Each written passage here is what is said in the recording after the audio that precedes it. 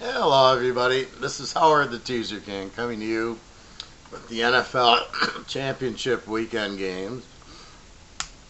Been pretty hot lately.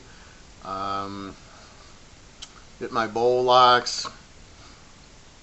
Had LSU in the championship game. You saw the college playoff video. LSU and Ohio State. Ohio State gets screwed in the game. They recover the fumble, take it in, and they say, no, that's an incomplete pass. And then later say, yeah, it was a fumble. Just unbelievable. But had LSU, and on my Twitter account, I said LSU by 17, and I nailed the number. That's Teaserking at his finest. I just knew they were going to win. I didn't think Clemson's very good.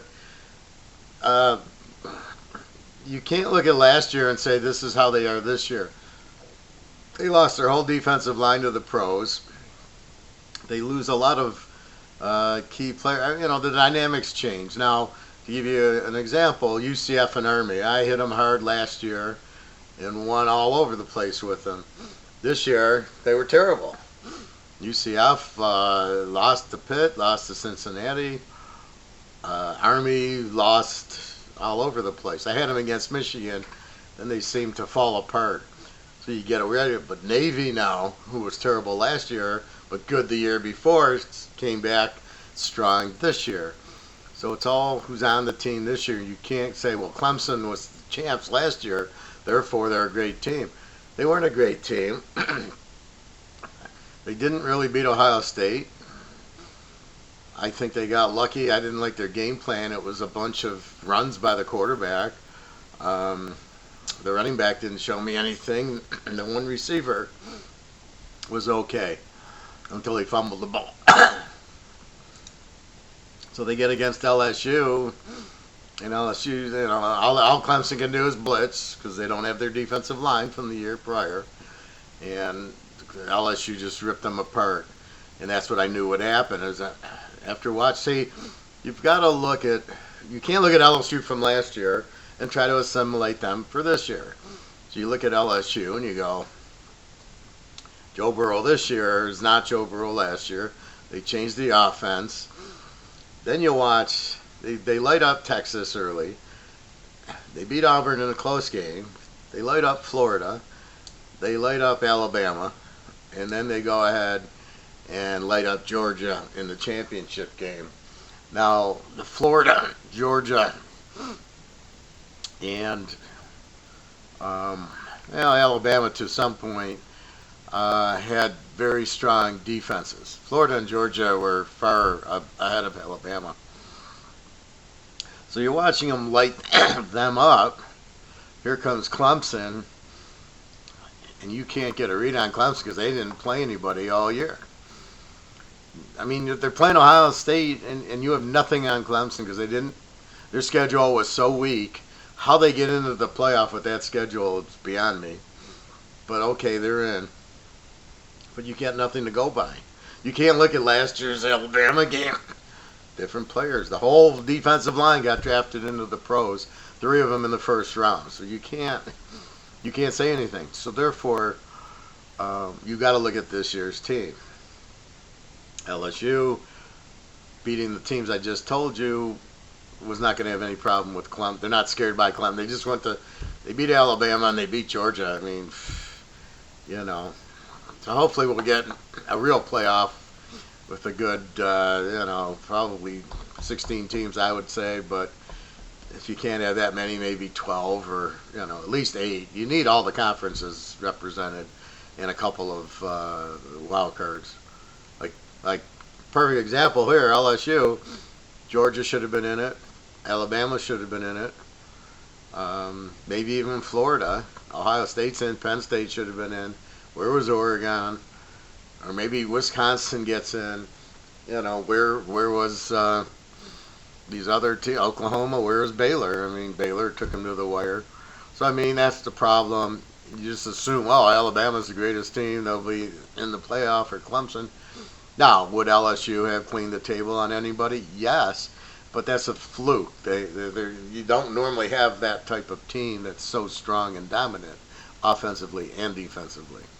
In a normal year, you got like Oregon beat Wisconsin and Ohio State really won, and then Wisconsin played well, and you got to have a good playoff to really crown a champion.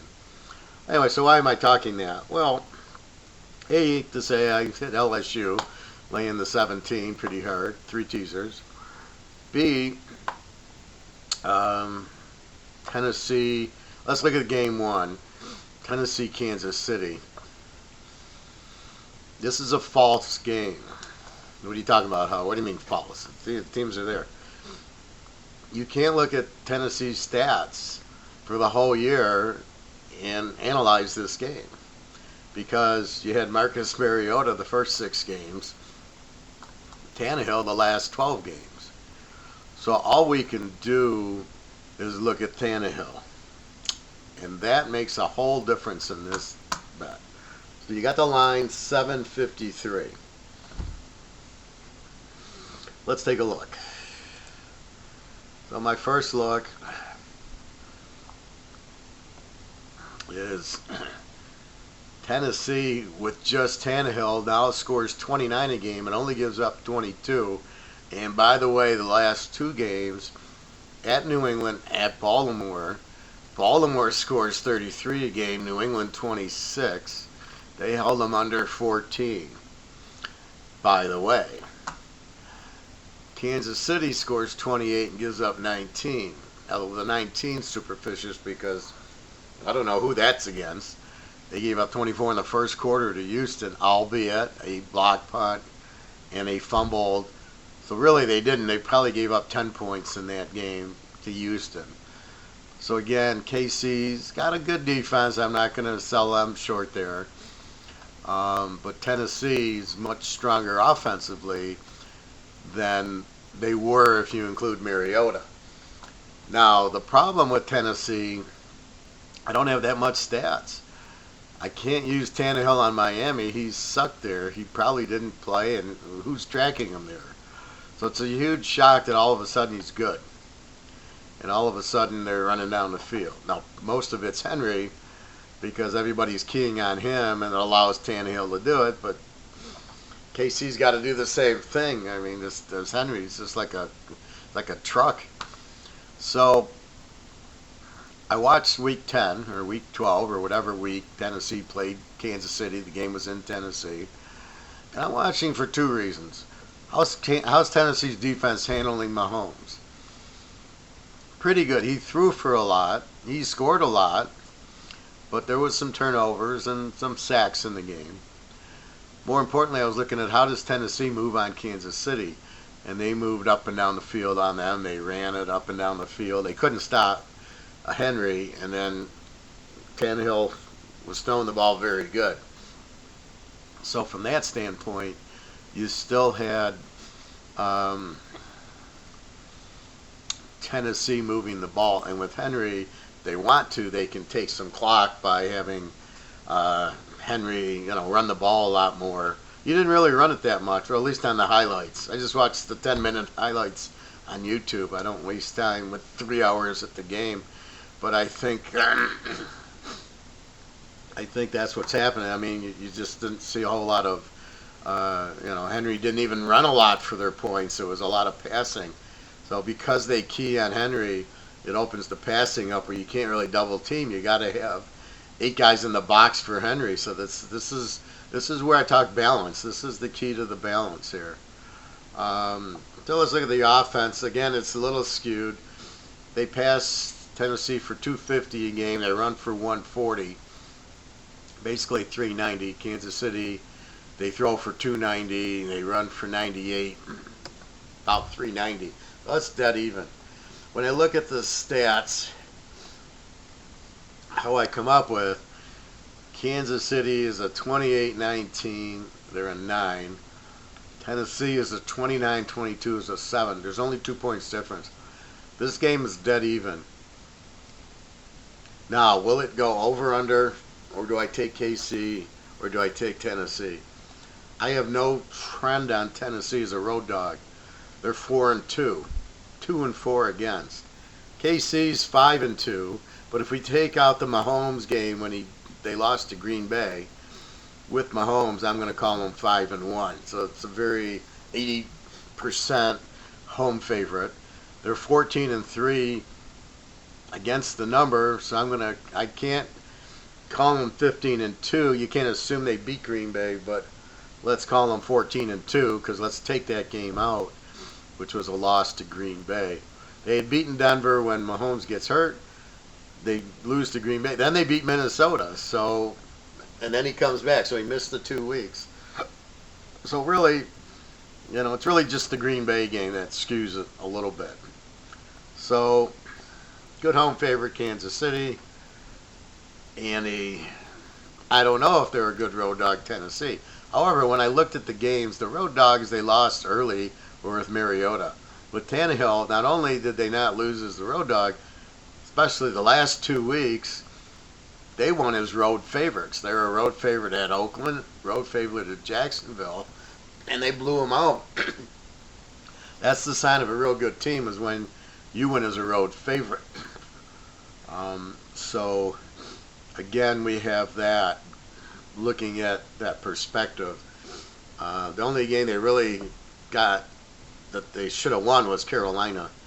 And then the Houston game at the end, they were at home as a home favorite. And Houston, Houston plays them very tough normally, so that made it, you understood why they lost to Houston. Then the last week you can't count because Houston rested all their players, and that did them a lot of good. And my thing on Baltimore, you cannot rest your players in week 17 if you have a bye. Peyton Manning never won when he had that. They'd rest him, and then he was off. Then he had the bye, and then he comes back. You rest him, then he has the bye, and then he plays, so it's like 1 week off, 2 weeks off, 3 weeks off, right? You don't play week 17, you get the bye, that's 2 weeks, and you don't play for 3, then the third week you're playing, and when you're a passing quarterback like Manning, your timing's way off, which is always the problem. And that's when Pittsburgh upset them, was on the bye when they were like 13-0 and they rested. And you can't rest. So the only team that really rested was Baltimore, and of course they lost. You can't rest. You got to play your guys the first half. You can't worry about injuries. This is freaking football. It's like car racing. Well, we better only go 80 miles an hour around the track because it could be, we don't want to get injured. I mean, I don't even understand that concept. You're playing football. In junior high, you're getting injured. In high school, you're getting injured. Well, you don't play it. If you're worried about getting injured, don't play it. But you can't sit there and we're not going to play because we don't want to get injured. That's just ludicrous.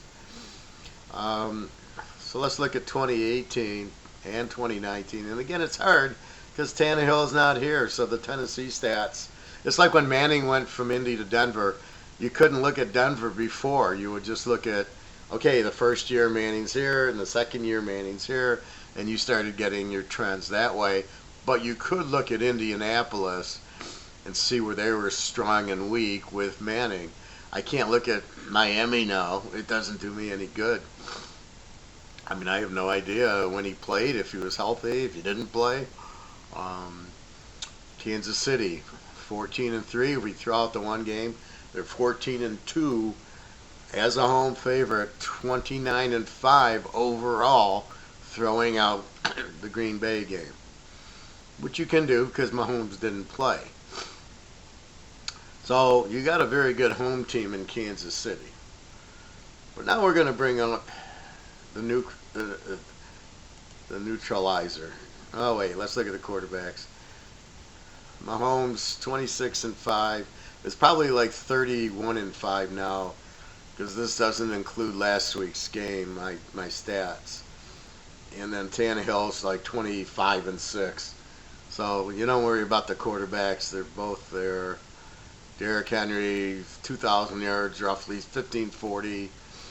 And that doesn't include last week, so it's probably 1,700. Obviously the best running back. And Does KC have a running back? Damian Williams, a whole 490 yards.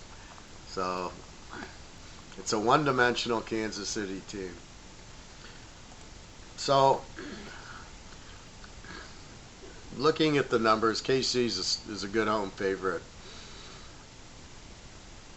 But looking at what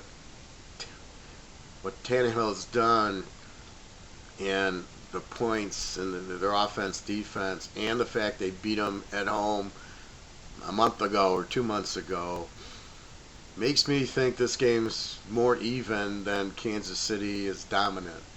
Then I got to factor in Tennessee just went to New England and won, which was not a given. It was not easy.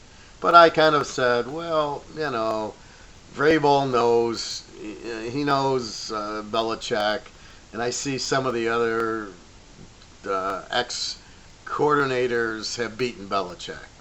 And you didn't know if he was just letting them win in the regular season or not, but in the playoffs, he didn't let them win. Then, so you say, okay, they'll probably be flat against Baltimore. Jackson, he's going to run all over them. You won't be able to use Henry because if they're down 20 points, you take the running back out of it. And what do? They kill Baltimore. I mean, it wasn't even close. So now you got to sit there and go, they're not scared of KC. There's just a little different factor here is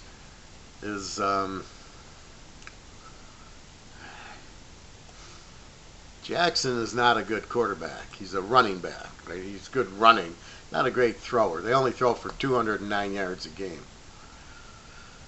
But Brady, my man, throws for 260 a game.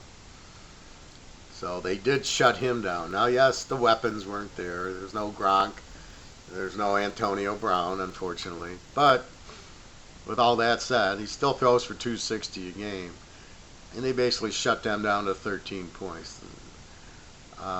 So can they handle Mahomes? I looked at Week 10. Now he's going to get his 400 yards, but I don't think this is a blowout game. I think this is a close game in the fact that you have really two A teams playing. Because when you put in Mahomes' stats, or when you put in just Tannehill, and you take out Mariota, all of a sudden Tennessee's a 29-22, which is a +7. With Mariota, they were like a 25-24. They were like an even. Now they're an A team, 29-22. KC's 28-19. That's 4 points against. So what you have is two good offenses, two good defenses. It's hard to say over/under because when you have A teams playing and they have very good defenses and very good offenses, it could go either way. It depends on the turnovers. If the turnovers happen in the end zone, it's an under game. If the turnovers, like last week, they got a block punt, they got a fumbled punt, there was a fumble kickoff, there was 4 or 5 fluke touchdowns that happened right near the goal line. So it was like, there's a touchdown, here's the touchdown. I mean, but you'll go a month without all that fumbling on the punts and kickoffs, block punts. You just don't get that, and that's what makes it over. So are you going to get it Sunday? Well, who knows? But it's hard to say. I would edge a little bit more towards the over, but the over has already been bet up to 53. So it's over 47, which is 28-20. Tennessee's averaging 30 a game, but they haven't really played that tough defense except for the last 2 weeks. And guess what happened?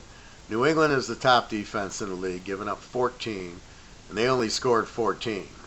Right? The interception at the end is not their offense scoring.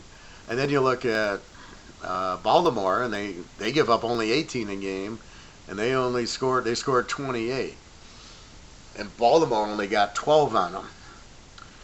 So Tennessee's looking like their defense is coming into form.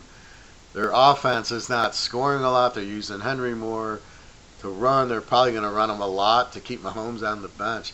I'm not sold on the over here at 53. I don't like the under. I think, I don't know.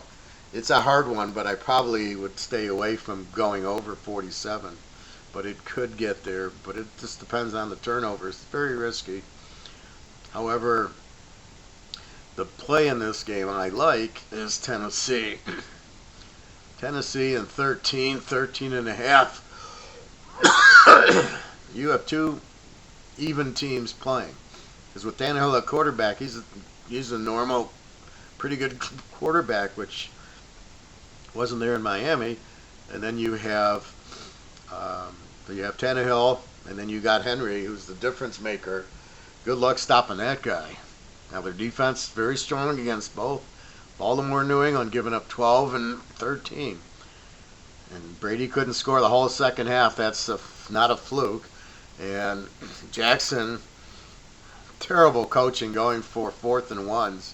If you're going to go for a 4th and 1, you don't run your fast quarterback in the middle of the line. You do an option play. You do the read option that Russell Wilson does. You put it in your fullback's hands, and then you take it out, and then you run around the end and let him stop Jackson. It's not going to happen. He'd have picked it up for sure, but the play calling was terrible. Trying to sneak or run right up the middle with Jackson. He's fast, not strong. I mean, you can't. He's not the guy that you want to 4th and 1 try to use straight up the middle. So they didn't use his speed, which cost them. But terrible play. These coaches are getting worse and worse.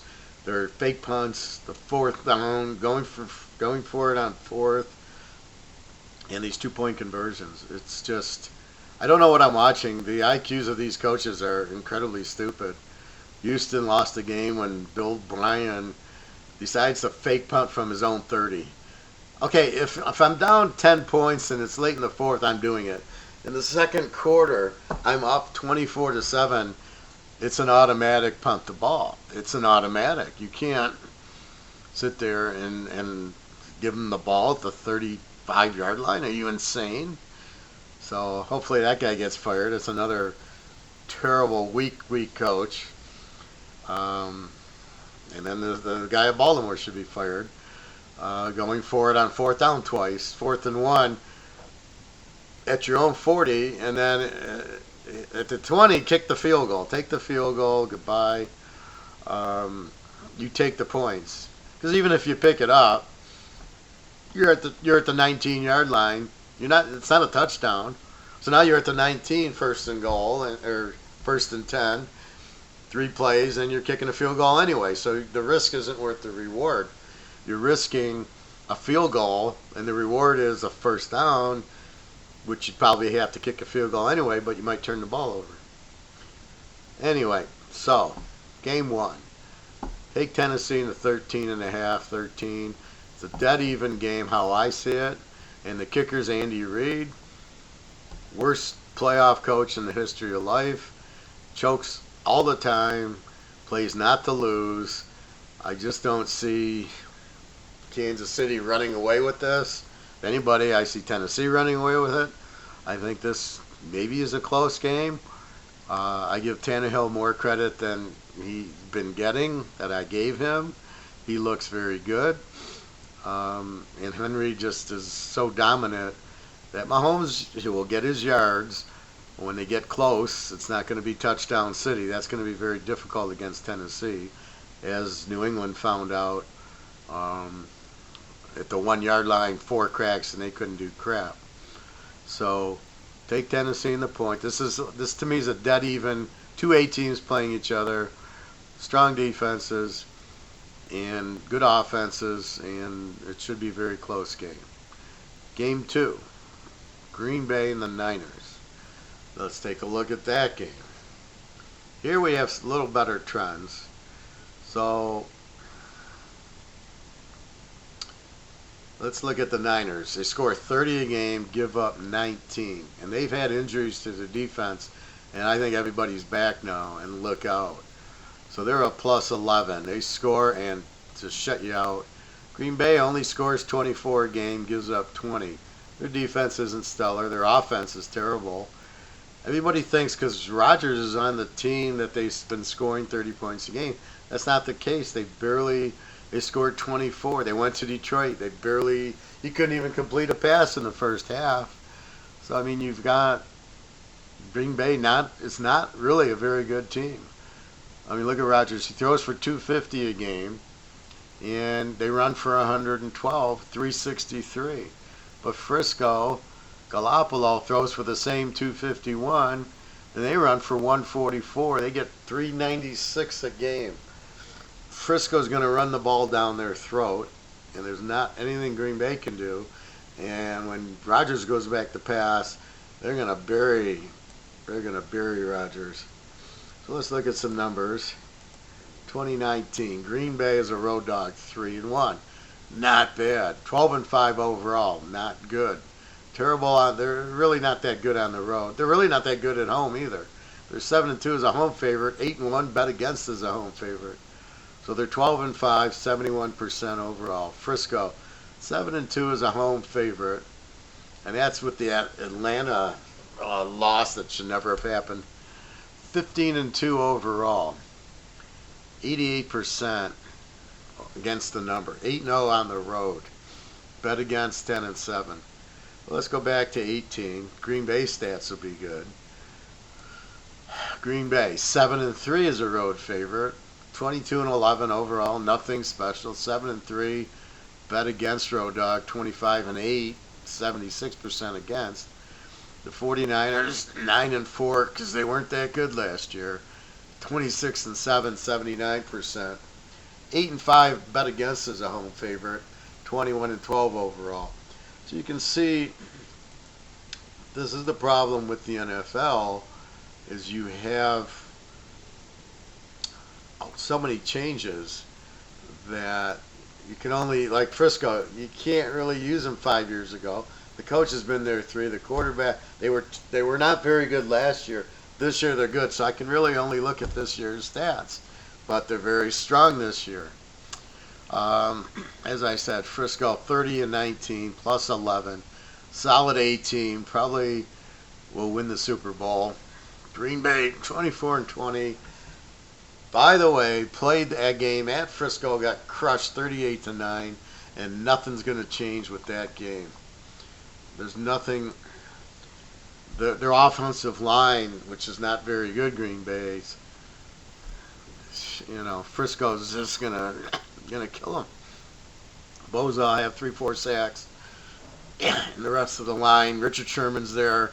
Richard Sherman he'll stay with Devontae Adams. So, okay. Now how are you going to throw to Adams? Not with Richard Sherman on him, you're not going to throw on him. This ain't, Seattle, where their defense is a little beaten up and their cornerback's not as good. This is Richard Sherman you're going to throw against. You ain't going to complete anything. And then this whole defense, the linebackers are exceptional. The line's exceptional. It's a great defense. And I just don't see Green Bay being able to do anything. I give them 10 points maybe. Frisco, they're going to run the ball down Green Bay's throat. Even the Lions with the third-string quarterback lit up Green Bay, and it was all Green Bay could do to win that game at the end because Rodgers' passes were, 3 feet off the receivers. It looked fixed to me that he couldn't even complete a pass to the running back out of the backfield. Yeah, that's Aaron Rodgers. Didn't look like that last week, but he did against Green Bay, laying 10 against the Lions, laying 10. He doesn't show up in a must-win game, but last week in a must-win game, he puts up a few. But my Seattle came back. Very strong play I had. Had Seattle last week with the Niners. I had Kansas City. My only loser was Baltimore, which I thought Tennessee blew their load on New England. Okay, they beat them. They're going to be flat against Baltimore. Baltimore's defense will win it, and Baltimore got way out coached. So Vrabel's showing me a lot there. So to me, this is an under game. Frisco's going to run the ball down their throat and just shut down Green Bay. Green Bay's defense can do a little bit, but I mean, to me, I don't see a big difference in Green Bay and Minnesota. I think Minnesota's defense is better than Green Bay's. Well, I'll tell you right now, Minnesota gives up 19 a game. Green Bay gives up 20. So it's basically the same defense, and Frisco just lit up Minnesota last week and held, well, the inept Kirk Cousins, which that's what I was expecting against New Orleans, is what he gave us last week. But in Frisco, you got to fly to the West Coast, which is a big deal. Anytime you fly to Vegas or you fly to San Diego or LA, you're tired. So that's just part of it. So I like this game under 46.5, under 52.5. They'll never get there, not with this defense of 49ers. And the 49ers are a running team. There's not Dan Fouts and the Chargers here. This is Garoppolo, who's, I don't know if he's any good or not. He's decent, manageable. But they're winning running the ball in this suffocating defense. And Rodgers hasn't shown me anything that I would think, oh, he's going to light it up. I don't even trust him as a dog in this game. I have no desire to take Green Bay in 13. Frisco -1 is the play. So the big play would be Tennessee in 13.5 in an even game, 2 A teams going. Green Bay's not an A team. Green Bay is an under team. They don't score a lot and they have a decent defense. They're not an A team. An A team's strong offense, strong defense. Huge edge to Frisco. Look for their defense. You always want to bet defense. You got a great defense. Look at the Baltimore Ravens won with that guy. They won with Flacco, and then they won in the early 2000s when they beat the Giants with the bald guy on one network, and they just had a suffocating defense, and it was like, okay, get out of the way, hand the ball off, we'll win it for you. Don't do anything stupid like Flacco. So you've got this strong defense and strong running attack. They just blew out Minnesota. I see them doing the same thing to Green Bay here. I don't think it'll be close, and I don't see a lot of points. I'd say 28-10 Frisco. They'll just slowly, methodically run it down their throats. Green Bay's got a fairly good defense, but look at Seattle puts up 23 on them, and 28-23. That was an under last week with a good Russell Wilson. This is not Russell Wilson. This is Garoppolo. So I don't see Frisco, like I said, in the mid-20, 24, 28. Green Bay about 10, maybe 13. Comfortable win for the 49ers. So you could play the under 2, but I like strongly Frisco laying 1, Tennessee plus 13.5. Take that to your book. That's the W. I've been really, really hot. Once everything's settled down, I think I've been hot the last 7-8 weeks. I had a small hiccup New Year's Day with Auburn, but otherwise I had Oklahoma, I had Oregon, and I had Georgia, and I had LSU, and I had Ohio State. So I was pretty strong. My bowl lock won, Air Force Wyoming. And then a couple weeks ago I lost with New England and New Orleans, which, sorry, I'm not going to bet against Drew Brees at home or Brady at home.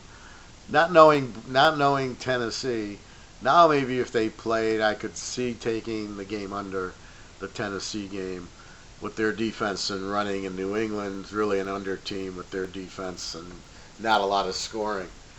So that's how I would change it up. But those are my losers. Is betting on Drew Brees. There's so much variables going on with these new quarterbacks that you have no idea what they're doing. They're Tannehill. I got 9 games of trends.